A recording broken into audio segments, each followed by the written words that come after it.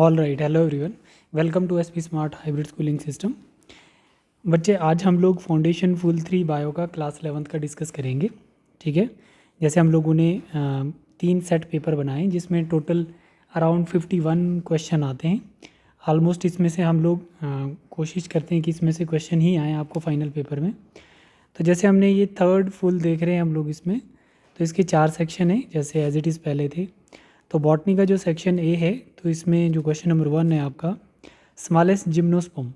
ठीक है, तो ये आंसर राइटिंग की है मैंने, कंप्लीट क्वेश्चंस की, आपके पूरे क्वेश्चन पेपर का आंसर लिखे हैं मैंने। तो आपको ये ध्यान रखना है कि इसका आंसर कुछ बच्चे जो हैं उनकी आंसर शीट भी हमने ली है, अभी आपको बताएंगे कि कहाँ कहाँ वो फ्रिक्वेंटली मिस्टेक करते हैं और उनको करेक्ट करने की ज़रूरत है। यहाँ पर स्मॉलेस्ट जो जिम्नोस्पर्म है बच्चे, उसको हम बोलते हैं जामिया पाइनीमिया। ठीक है, और जो आपका free central placentation found in, free central placentation found in आपका ये वाला आंसर है प्रिमरोज डायंथस। प्रिमरोज और डायंथस जो है इसका राइट आंसर है। ठीक है, इस वाले क्वेश्चन का जो आंसर आप देख रहे हैं वो क्या है, प्रिमरोज डायंथस। पहले वाले का स्मॉलेस्ट जिम्नोस्पर्म, ये करेक्ट टिक करेंगे आप लोग। नेक्स्ट क्वेश्चन है Casparian strips occur in, Casparian strips आपको एंडोडर्मिस रूट में मिलेगी। कहाँ पे मिलेगी? एंडोडर्मिस रूट में। नेक्स्ट क्वेश्चन है terrestrial plant group is depend upon the water for fertilisations, they are called amphibian of plant kingdom, name the group. ठीक है, तो वो कौन सा आ गया आपका? ब्रायोफाइट्स आ गए। ठीक है, नेक्स्ट व्हाट इज़ क्रेन्ज एनाटमी। तो क्रेन्ज एनाटमी के लिए हम लोग यहाँ पर देख रहे हैं कि क्रेन्ज एनाटमी वाला जो क्वेश्चन, तो इसमें सबसे पहले आपको देखना है कि क्रेन्ज एनाटमी आपको कहाँ दिखती है? इन C4 प्लांट।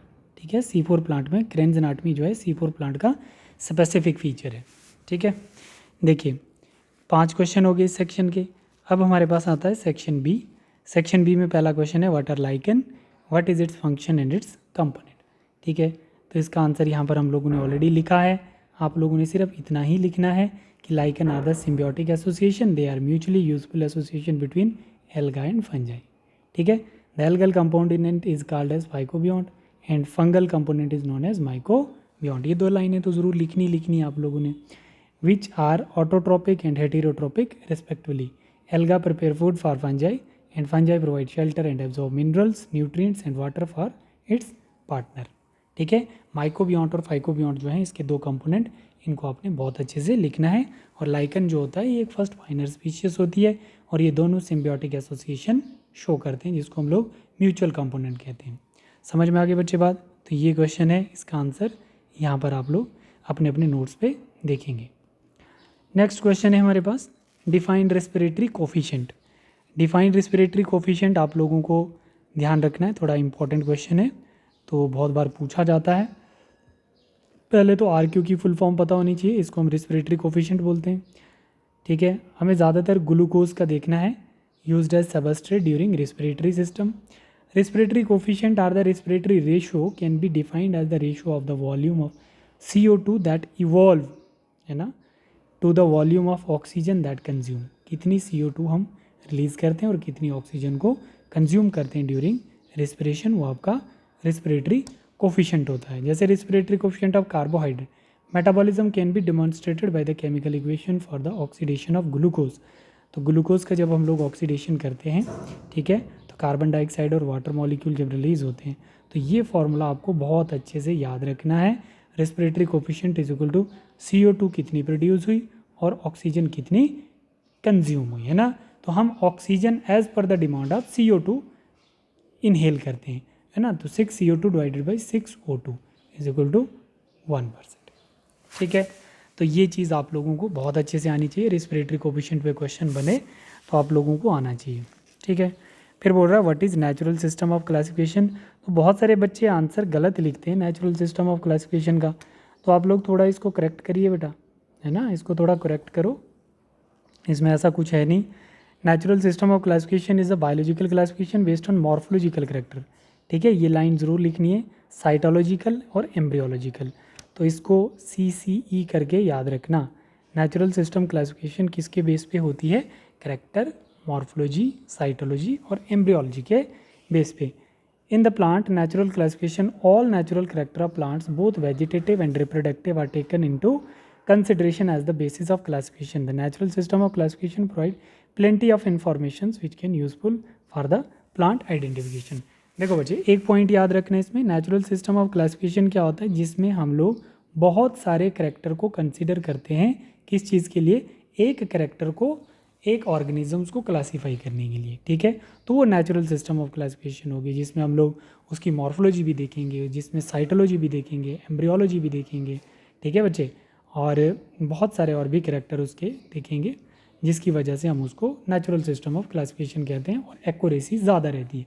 सेम एज हम लोग आर्टिफिशियल की जब बात करते हैं तो आर्टिफिशियल में लीस्ट करेक्टर को कंसिडर किया जाता है ऑर्गेनिजम्स को क्लासीफाई करने के लिए, तो इसलिए उसको हम लोग आर्टिफिशियल सिस्टम ऑफ क्लासिफिकेशन कहते हैं, ठीक है बेटा। तो ये क्वेश्चन आपका हो गया 8th। 9th क्वेश्चन में बोलता है व्हाट इज़ एस्टिवेशन। तो एस्टिवेशन में बेटा आप लोगों का ये एनसीईआरटी की लाइन है, इसमें आपने ये valvate, twisted, imbricate and vexillary याद रखना है। Aestivation refer to the mode in which sepals or petals are arranged in the floral bud with respect to floral members. There are 4 type of aestivation in the flowering plants.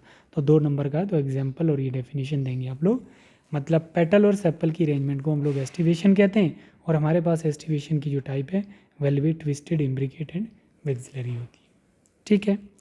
Next बोल रहा है what is differentiation, D differentiation and re differentiation. ये भी आपकी NCERT का solution है, ठीक है। अब इसमें आपने ध्यान रखना है कि हमें क्या क्या पूछा है, हमें पूछा है डी डिफरेंशिएशन क्या होता है।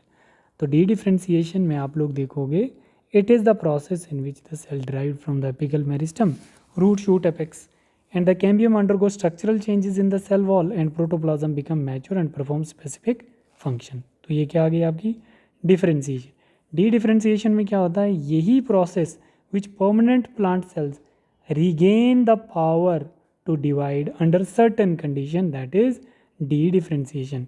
और री डिफरेंशिएशन का मतलब होता है एक प्रोसेस है जिसमें डी डिफरेंशिएटेड सेल्स मैच्योर होकर दोबारा से कैपेसिटी लूज कर देते हैं डिवाइड करने की, तो उसको रीडिफरेंशिएशन कहते हैं। तो ये 3 डेफिनेशन आपको 2 नंबर के लिए याद होनी चाहिए, ठीक है बेटा। अब हम लोग देखते हैं इसमें सेक्शन सी में आके, सेक्शन सी के क्वेश्चन देखते हैं। Explain the composition of triglyceride क्या होता है ना। तो ये मैंने नया क्वेश्चन ऐड किया है यहाँ पर, कंपोजिशन ऑफ ट्राइग्लिसराइड, ठीक है, पुराने पेपर में नहीं था। अब ट्राइग्लिसराइड का आपको ये एनसीईआरटी से बिल्कुल एज इट इज़ आपको याद करना है। ट्राइग्लिसराइड क्या होती है, which is found from the single molecule of glycerol, ठीक है, एस्ट्रीफाइड विथ 3 फैटी एसिड्स, ठीक है, 3 fatty acids. It is mainly represent vegetative oils and animal fat. Triglyceride आपको वेजिटेटिव ऑयल्स में और एनिमल फैट्स में मिलेगा। ये स्ट्रक्चर ट्राइग्लिसराइड का आपने याद करना है, R1, R2 और R3, ठीक है। एक ग्लिसरॉल और 3 फैटी एसिड जुड़ के क्या बनाते हैं बच्चे, ट्राइग्लिसराइड फैट बनाएंगे, ठीक है। तो जर्नल केमिकल फॉर्मूला इसका ऐसे आपने याद रखना है, R1, R2, R3 are fatty acids, ठीक है, ये 3 मिलके ट्राइग्लिसराइड बनाएंगे। 3 fatty acid can be same or different, ठीक है, 3 सेम भी हो सकते हैं और डिफरेंट भी हो सकते हैं। तो ये था आपका 11th। अब हम लोग देखते हैं what are the characteristic feature of kingdom Monera. तो मोनेरा के कैरेक्टरिस्टिक फीचर आप लोगों को बहुत बार करवाए हैं, तो आप लोग यहाँ से देख सकते हैं और इनको बहुत अच्छे से रिवाइज भी करना आप लोगों ने, ठीक है बेटा। तो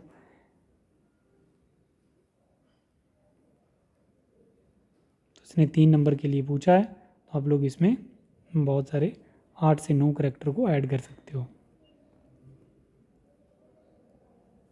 इनको याद करना आपने, ठीक। नेक्स्ट क्या बोल रहा है बेटा, define inflorescence, explain its types. तो इनफ्लोरेसेंस पे क्वेश्चन आ सकता है, ये डिफरेंशिएट बिटवीन क्वेश्चन हमारा यहाँ पे है, what is inflorescence, what are the main difference between racemose and cymose. तो वही बात हो गई, पहले इनफ्लोरेसेंस की डेफिनेशन देनी है, फिर उसके बाद इसकी 2 टाइप को एक्सप्लेन करना है, रेसिमोज और साइमोज को, ठीक है। तो इनफ्लोरेसेंस क्या होता है, arrangement of flower on the floral axis termed as inflorescence, है ना। फ्लोर की अरेंजमेंट को हम लोग इनफ्लोरेसेंस कहते हैं उसके पर्टिकुलर बड पे, ठीक है। नेक्स्ट हम लोग देखते हैं इसमें, नेक्स्ट क्या कह रहा है बेटा, नेक्स्ट आपके पास आता है show glycolytic pathway with the help of diagrams. तो ग्लाइकोलिटिक पाथवे के लिए आप लोग पहले इस क्वेश्चन को ऐसे पूरा प्रॉपर पढ़ लेना, क्योंकि क्या होता है कभी कभी वो ग्लाइकोलिटिक पाथवे जो है वो एक्सप्लेनेशन के लिए भी दे देता है। तो इसके स्टेप्स आप लोगों को पता होने चाहिए पहले। इसके ये जो स्टेप्स हैं 3, ये 4 स्टेप आपको पहले पता होनी चाहिए इसकी, ठीक है। फिर उसके बाद जैसे ये क्वेश्चन पूछ रहा है तो इस क्वेश्चन के अकॉर्डिंगली आपने सिर्फ इसकी डायग्राम बनानी है। तो डायग्राम कहाँ से स्टार्ट करोगे, जैसे ये 1,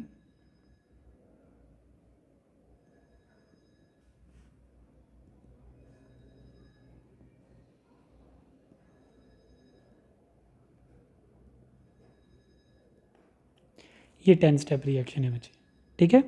तो ये डायग्राम आपने कंप्लीट करनी है इसकी, बहुत बार क्लास में हमने इसको डिस्कस भी किया है, ठीक है। अब जैसे हमारे पास आता है what do you understand by the term herbarium, mention few major herbarium located in India, ठीक है। तो यहाँ पर देख लो बच्चे, हर्बेरियम की आपको डेफिनेशन देखनी है, ठीक है। इसको गलत नहीं करना बेटा, ठीक है। हर्बेरियम की डेफिनेशन देखोगे, एक स्टोर हाउस होता है कलेक्टेड प्लांट स्पेसिमेन का, ड्राइड प्लांट होते हैं, ब्रेस्ट होते हैं, ठीक है, प्रेस करके रखे होते हैं बुक्स में, एंड प्रिजर्व्ड ऑन शीट, ठीक है। This sheet on then arrange according to the system of classification as accepted by the university, ठीक है। आपको इसमें याद रखने कि सेंट्रल नेशनल हर्बेरियम हावड़ा में है, southern regional centre Coimbatore, eastern regional centre Shillong, western regional centre Pune, ठीक है। तो ये कुछ आपने याद रखने, और एनसीईआरटी के देख लेना एक बारी, आपकी एनसीईआरटी पे भी देख लेना इनको, कुछ 1-2 नाम और भी हैं, ठीक है, उसमें कुछ इंटरनेशनल भी हैं।